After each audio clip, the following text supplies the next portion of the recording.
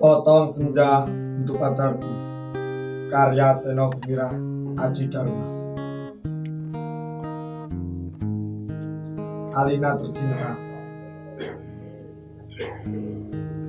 bersama surat ini dikirimkan padamu sepotong senja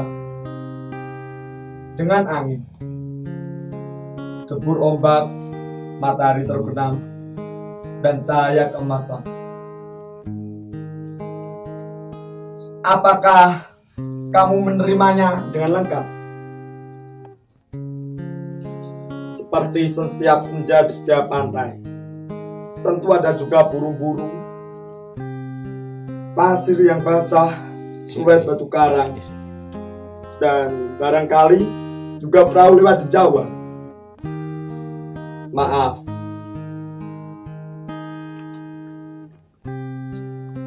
aku tidak sempat menelitinya satu persatu.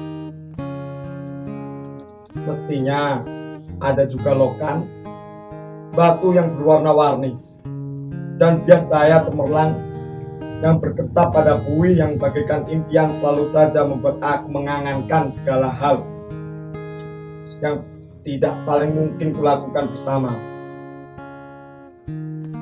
Meski aku tahu semua itu akan tetap tinggal sebagai kemungkinan yang entah kapan menjadi kenyataan. Kukirimkan sepotong senja ini untukmu, Alina, dalam amplop yang tertutup rapat dari jauh. Karena aku ingin memberikan sesuatu yang lebih dari sekedar kata-kata. Dan kata-kata ternyata tidak mengubah apa-apa. Aku tidak akan menambahkan kata-kata yang sudah tak terhitung jumlahnya dalam sejarah kebudayaan manusia. Untuk apa? Kata-kata tidak ada gunanya dan selalu sia-sia. Lagi pula, siapakah yang masih sudi mendengarnya?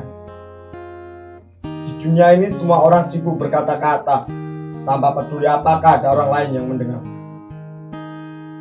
Bahkan, mereka juga tidak peduli dengan kata-katanya sendiri. Sebuah dunia yang sudah kelebihan kata-kata tanpa makna. Kata-kata sudah luber dan tidak dibutuhkan lagi. Setiap kata bisa diganti artinya, setiap arti bisa berubah maknanya. Itulah dunia kita, Lina. Kukirimkan sepotong senja untukmu, Alina, bukan kata-kata cinta.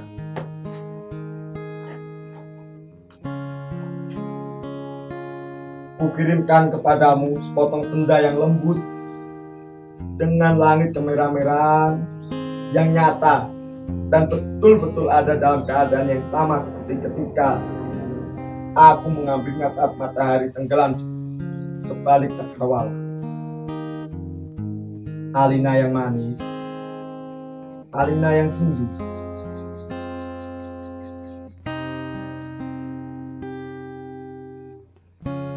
Akan kuceritakan padamu bagaimana aku mendapatkan senja itu untukmu.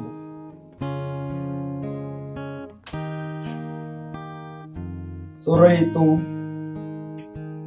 aku duduk seorang diri di tepi pantai, memandang dunia yang terdiri dari waktu, memandang bagaimana ruang dan waktu bersekutu, menjelmakan alam itu untuk mataku. Di tepi pantai, di tepi bumi, semesta adalah sapuan warna keemasan, dan lautan adalah cairan logam seperti buih pada debur ombak. Yang mengempas itu tetap saja putih seperti kapas, dan langit tetap saja ungu, dan angin tetap saja lembab dan basah, dan pasir tetap saja hangat ketika aku masukkan kakiku ke dalamnya. Kemudian tiba-tiba senja dan cahaya gemetar. keindahan berkutat melawan waktu. Dan aku tiba-tiba teringat padamu. Barangkali senja ini bagus untukmu. Pikirku. Maka aku potong senja itu sebelum terlambat. Kukerat pada 4 sisi lantas masukkan ke dalam saku. Dengan begitu, keindahan itu bisa abadi dan aku bisa memberikannya kepadamu. Setelah itu aku berjalan pulang dengan perasaan senang. Aku tahu kamu akan menyukainya karena kamu tahu itulah senja yang selalu kamu bayangkan untuk kita. Aku tahu kamu selalu membayangkan hari libur yang panjang, perjalanan yang jauh, dan barangkali pasang kursi malas pada sepotong senja di sebuah pantai di mana kita akan bercakap-cakap sembari memandang langit, berangan-angan sambil bertanya-tanya, apakah semua ini memang benar-benar telah terjadi? Kini senja itu bisa kamu bawa kemana-mana.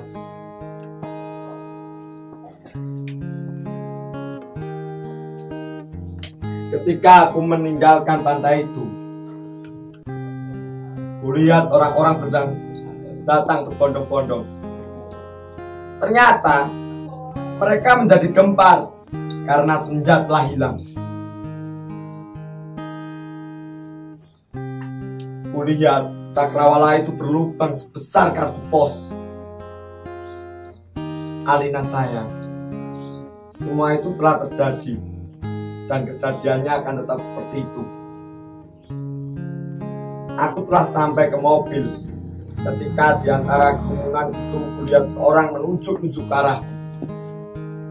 Dia yang mengambil senja itu. Saya lihat, dia yang mengambil senja itu. Kulihat orang itu melangkah ke arahku. Melihat gelagat itu, aku segera masuk ke mobil dan tancap gas. Catat nomornya, catat. Aku melejit ke jalan raya. Kukebut mobilku tanpa perasaan panik.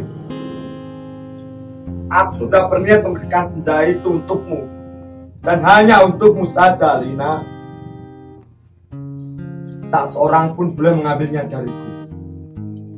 Cahaya senja yang keemasan itu berbinar-binar di dalam saku. Aku merasa cemas karena meskipun kaca mobilku gelap, tapi cahaya senja tentu cukup terang dilihat dari luar. Dan ternyata cahaya senja itu memang menembus segenap cahaya dalam mobilku, sehingga mobilku meluncur dengan nyala cemerlang ke aspal maupun ke angkasa. Dari radio yang kusetel, aku tahu berita tentang hilangnya senja telah tersebar kemana-mana. Dari televisi dalam mobil, bahkan kulihat potretku sudah terpampang. Aduh, baru hilang 1 senja saja sudah paniknya seperti itu. Apa tidak bisa menunggu sampai besok? Bagaimana kalau setiap orang mengambil senja untuk pacarnya masing-masing? Barangkali memang sudah waktunya dibuat senja tiruan yang bisa dijual di toko-toko, dikemas dalam kantong plastik dan dijual di kaki lima. Sudah waktunya senja diproduksi besar-besaran supaya bisa dijual anak-anak pedagang asongan di perempatan jalan. Senja, cuma 1.003. Di jalan tol, mobilku melaju masuk kota. Aku harus hati-hati karena semua orang mencariku. Sirena mobil polisi meraung-raung di mana-mana. Cahaya kota yang tetap gemilang tanpa senja membuat cahaya keemasan dari dalam mobilku tidak terlalu ketara. Lagi pula di kota, Tidak semua orang peduli apakah senja hilang atau tidak. Di kota, kehidupan berjalan tanpa waktu. Tidak peduli pagi, siang, sore, atau malam. Jadi, tidak pernah penting senja itu ada atau hilang. Senja cuma penting untuk turis yang suka memotret matahari terbenam. Boleh jadi, hanya demi alasan itulah senja yang kubawa ini dicari-cari polisi. Sirene polisi mendekat dari belakang. Dengan pengeras suara polisi itu memberikan peringatan. Cek. Mobil di depan. Pengemudi mobil Poskes abu-abu metalik nomor SG 19658A. Para berhenti. Ini polisi. Anda ditahan karena dituduh telah membawa senja. Meskipun tak ada aturan yang melarangnya. Tapi berdasarkan apa? Aku tidak sudi mendengarnya lebih lama lagi. Jadi kulibas dia sampai terpental keluar pagar tepi jalan. Kutancap gas dan menyelip dengan lincah di jalanan. Dalam waktu singkat, kota sudah penuh raungan sirine polisi. Terjadi kejar-kejaran yang seru. Tapi aku lebih tahu seluk-beluk kota. Jalanan dengan cahaya yang bermain warna, gang-gang gelap yang tak pernah kucatat dalam buku alamat, lorong-lorong rahasia yang hanya diperuntukkan bagi orang-orang di bawah tanah. Satu mobil terpental di jalan layang, satu mobil lain tersesat di sebuah kampung, dan satu mobil lagi terguling-guling menabrak truk dan meledak lantas terbakar. Masih ada 2 polisi bersepeda motor mengejarku. Ini soal kecil. Mereka tak pernah bisa mendahuliku. Dan setelah kejar-kejaran berapa lama, mereka kehabisan bensin dan pengendaranya cuma bisa memaki-maki. Kulihat senja dalam saku bajuku masih utuh. Angin berdesir, langit semburat ungu, debur ombak mengempas ke pantai. Hanya padamulah senja ini kuserahkan, Alina.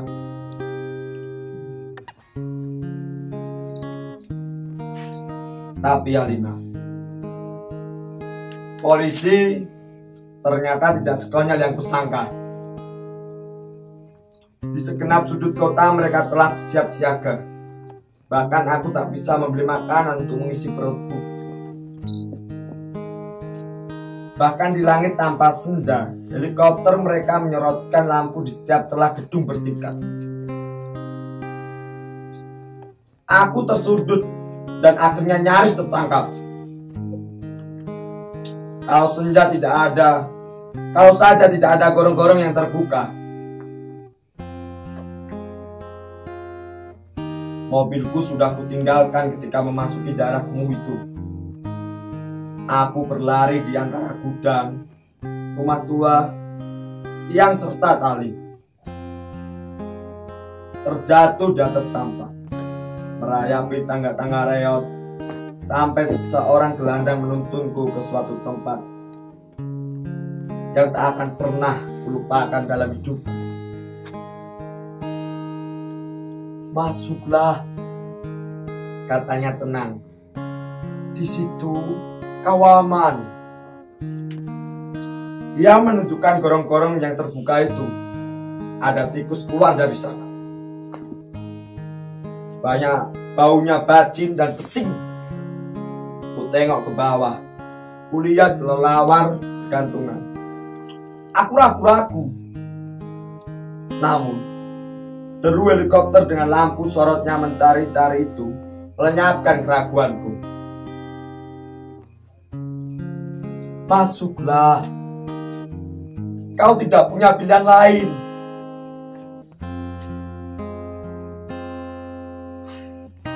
Dan gelandangan itu mendorongku.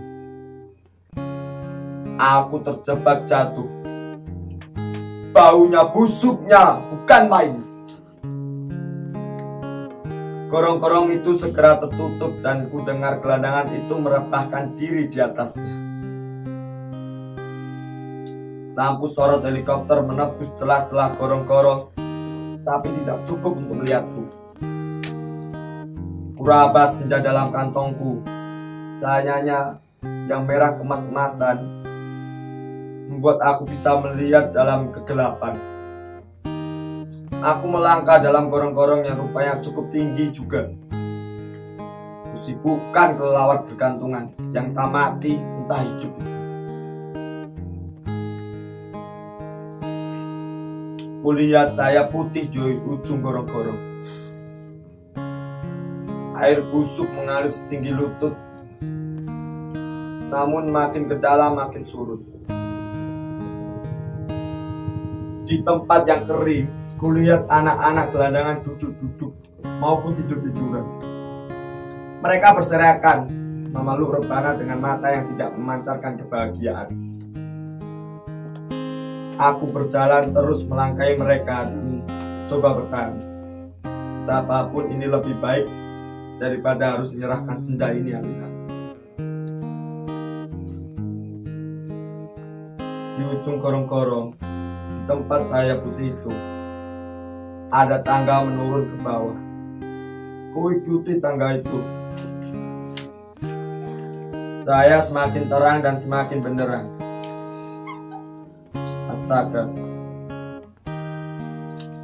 kamu boleh tidak percaya, Lina, tapi kamu akan terus membacanya. Tangga itu menuju ke mulut sebuah gua, dan tahukah kamu, ketika aku keluar dari gua itu, aku ada di mana? Di tempat persis sama dengan tempat di mana aku mengambil senja itu untukmu, Alina. Sebuah pantai dengan senja yang bagus, ombak, angin, dan kepak burung. Tak lupa cahayanya kemasan dan bias ungu pada mega-mega yang bergerak bagaikan aliran mimpi. Cuma saja tidak ada lubang sebesar kartu pos. Jadi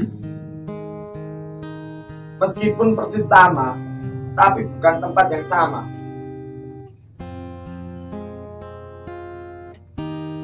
Aku berjalan ke tepi pantai, tenggelam dalam guyuran alam yang perawan.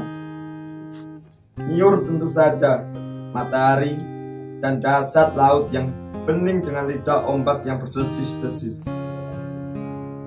Tak ada kotek, tak ada barbeque, tak ada marina. Semua itu memang tidak perlu. Senja yang bergetar melawan takdir membiaskan cahaya keemasan ke tepi semesta. Aku sering malu sendiri melihat semua itu, Alina. Apakah semua itu mungkin diterjemahkan dalam bahasa?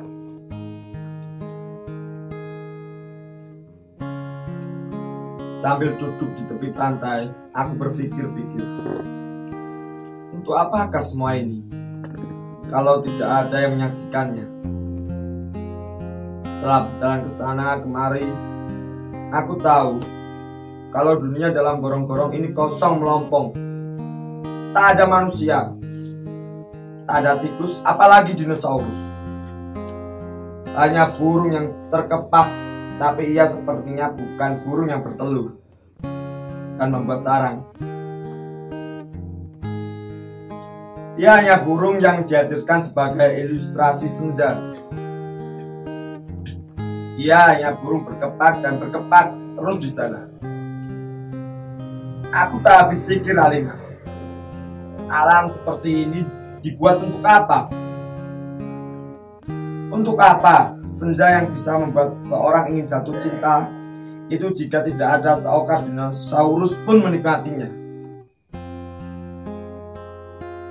Sementara di atas sana orang-orang ribut kehilangan senja. Jadi begitulah, Lina. Ku ambil juga senja itu. Ku kerat dengan pisau Swiss yang selalu ku bawa, pada 4 sisinya, sehingga pada cakrawala itu terbentuk lubang sebesar kartu pos. Dengan 2 senja di saku kiri dan kanan, aku langkah pulang. Bumi berhenti beredar di belakangku, menjadi kegelapan yang basah dan bajing. Aku mendaki tangga kembali menuju gorong-gorong bumiku yang terkasih. Sampai di atas, setelah melewati kelelawar bergantungan, anak-anak gelandangan, dan air setinggi lutut, kulihat polisi-polisi helikopter sudah pergi. Gelandangan yang menolongku sedang tiduran di bawah tiang listrik sambil meniup saksofon. Aku berjalan mencari mobilku. Masih terparkir dengan baik di supermarket. Nampaknya bahkan baru saja dicuci.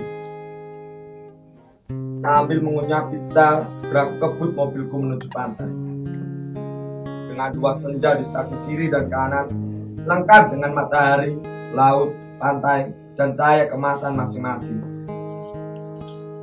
Mobilku bagai memancarkan cahaya ilahi. Sepanjang jalan layang, sepanjang jalan tol, ku tancap gas dengan kecepatan penuh. Alina kekasihku, pacarku, wanitaku. Kamu pasti sudah tahu apa yang terjadi kemudian. Kupasang senja yang dari gorong-gorong pada lubang sebesar kartu pos itu dan ternyata pas. Lantas kukirimkan senja yang asli. Ini untukmu, lewat pos. Aku ingin mendapatkan apa yang kulihat pertama kali. Senja dalam arti yang sebenarnya, bukan semacam senja yang ada di gorong-gorong itu. Kini gorong-gorong itu betul-betul menjadi gelap, Alina. Pada masa yang akan datang, orang-orang tua akan bercerita pada cucunya tentang kenapa gorong-gorong menjadi gelap. Mereka akan berkisah bahwa sebenarnya ada alam lain di bawah gorong-gorong, dengan matahari dan rembulannya sendiri. Namun, semua itu tiada lagi karena seorang telah mengambil senja untuk menggantikan senja lain di atas bumi. Orang-orang tua itu juga akan bercerita bahwa senja yang asli telah dipotong dan diberikan oleh seseorang kepada pacarnya. Alina yang manis, paling manis, dan akan selalu manis. Terimalah sepotong senja itu, hanya untukmu, dari seseorang yang ingin membahagiakanmu. Awas, hati-hati dengan laut dan matahari itu. Salah-salah, cahayanya membakar langit, dan kalau tumpah, airnya bisa membanjiri permukaan bumi. Dengan ini kukirimkan pula kerinduanku padamu, dengan cium, peluk, dan bisikan terhangat dari sebuah tempat yang paling sunyi di dunia ini. Terima kasih.